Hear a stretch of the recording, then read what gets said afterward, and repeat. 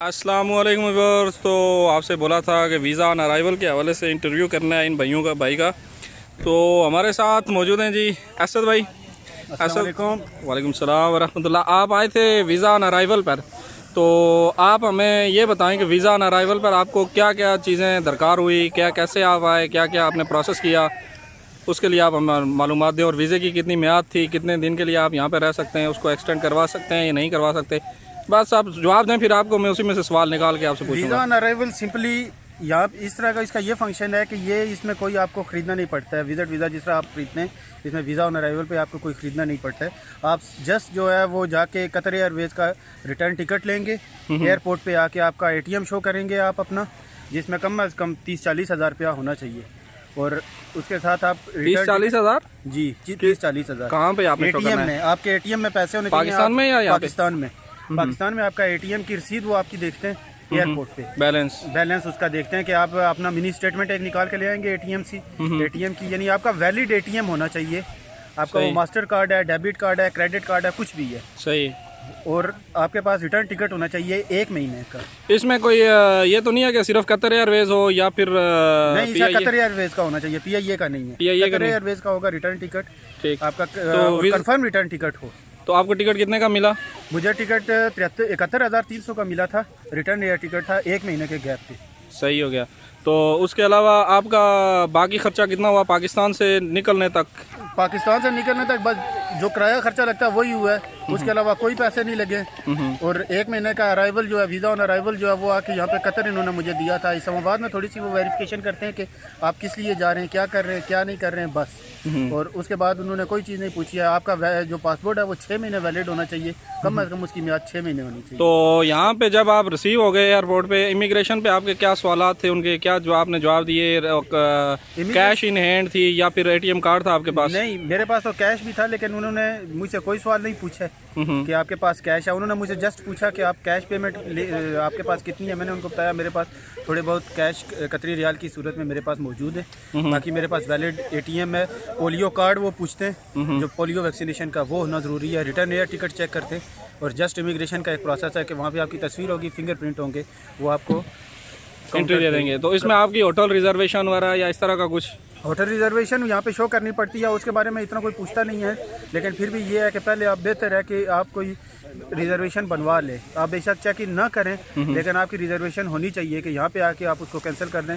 लेकिन ये है कि आपकी जो वीज़ा प्रोसेस जो है, वीज़ा ऑन अराइवल के लिए, उसके लिए ज़रूरी चीज़ें हैं 6 महीने वैलिड पासपोर्ट, रिटर्न टिकट, और आपका ATM होना चाहिए, वैलिड ATM होना चाहिए आपके अपने नाम पे। ये नहीं कि किसी और का ATM हो, नहीं, आपके अपने नाम पे ATM होना चाहिए।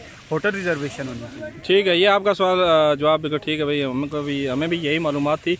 अब एक चीज़ आपसे ये पूछनी है कि यहाँ पे आपने होटल में स्टे रखा है या फिर आपके अपने कोई रिलेटिव्स थे, या आपने कैसे अपना जो है यहाँ पे स्टे रखा है? मेरे यहाँ पे अपने रिलेटिव से मैं उनके पास आया हुआ हूँ। उमैर भाई हैं, मेरे मामू हैं, उनके साथ मैं रह रहा हूँ। अभी 3-4 दिन रह गए।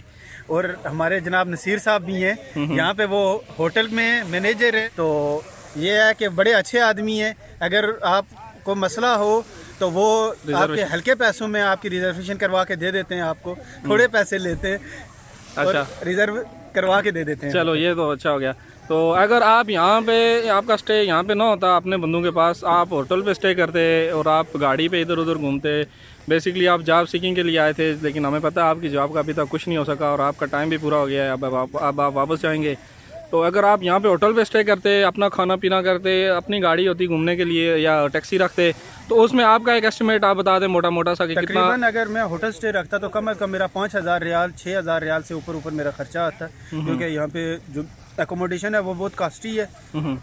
ट्रांसपोर्टेशन का इतना मसला नहीं है, क्योंकि करीम वगैरह है, उबर है, वो इतना मुश्किल नहीं है। कतर छोटा सा, उसमें घूमने का इतना मसला तो नहीं होता। लेकिन ये है कि सबसे महंगी चीज़ यहाँ पे एकोमोडेशन है, क्योंकि ये इंटरनेशनल रूट बना हुआ है इस टाइम पे। यहाँ पे हर जगह के, हर लोग, हर किस्म के कंट्रीज़ के लोग आते हैं यहाँ पे, आके घूमते फिरते हैं, अय्याशी करते हैं, घूमते फिरते हैं। इसलिए यहाँ पे एकोमोडेशन महंगी है। अगर कोई बंदा इस तरह आना चाहता है तो वो कम अज़ कम अपने साथ 5 से 7 हज़ार रियाल अपने अकाउंट में रखे। वो इस सूरत में कि जब उसकी यहाँ पे कोई है, उसको एकोमोडेट करने के लिए नहीं है, करने के लिए कोई नहीं है। जब उसकी यहाँ पे आपने किसी के साथ रिहाइश नहीं है, या खाना पीना बाहर करेगा, होटल पे करेगा, होटल पे स्टे करेगा, या फिर शेयर एकोमोडेशन रखेगा, तो उस सूरत में उसको 4 से 5 हज़ार रियाल मंथली खर्चा आ जाएगा। 5,000 रियाल एक ये महीने आपका का। कहना ये वीज़ा ऑन अराइवल जो है, इसमें टिकट भी शामिल है, यानी कि टिकट को छोड़ के ये वाला है। नहीं इतना तो वैसे नहीं होता है, यानी कि 15 से 2,000 रियाल जो यहाँ पे लिविंग कॉस्ट है जो एक महीने के लिए अब वो तकरीबन मुख्तलिफ शेयर है। एकोमोडेशन पे हो ही जाता हर है। एक बंदा अपने स्टेटस के मुताबिक रहता है। किसी ने अगर हल्के होटल में किसी ने रखे, उसका जो कम से कम भी रिहाइश है वो भी तकरीबन 150 to 180 पर डे है। 180 रियाल पर डे। अब आप खुद अंदाजा कर लें तो कि फिर अगर उसमें इतना ज़्यादा तो कॉस्टली हो जाता है वो सारा कॉस्टली हो जाता है। वो जितना जिसकी लिमिटेशंस हैं वो उतना ही रखेगा, उसमें उतना ही रहेगा।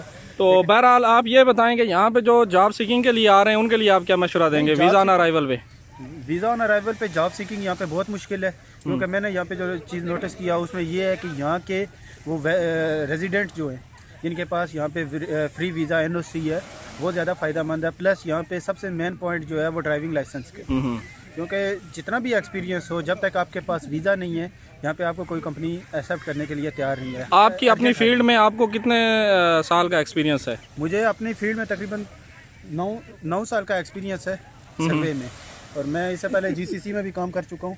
इसलिए ये हमारे पीछे बासत भाई हैं जो अंडे वाला बर्गर चाहिए था, गतर में हमको डंडा दे दिया, अंडे वाला ये बर्गर तो नहीं दिया। बंदर वाली शक्ल बना के आपको थोड़ा सा इंटरटेन कर रहे हैं। तो जी एक आपका वीज़ा ऑन अराइवल पे जो लोगों का बहुत सारा सवाल थे, तो इंशाल्लाह आप अब जवाब आपको मिल गए हैं।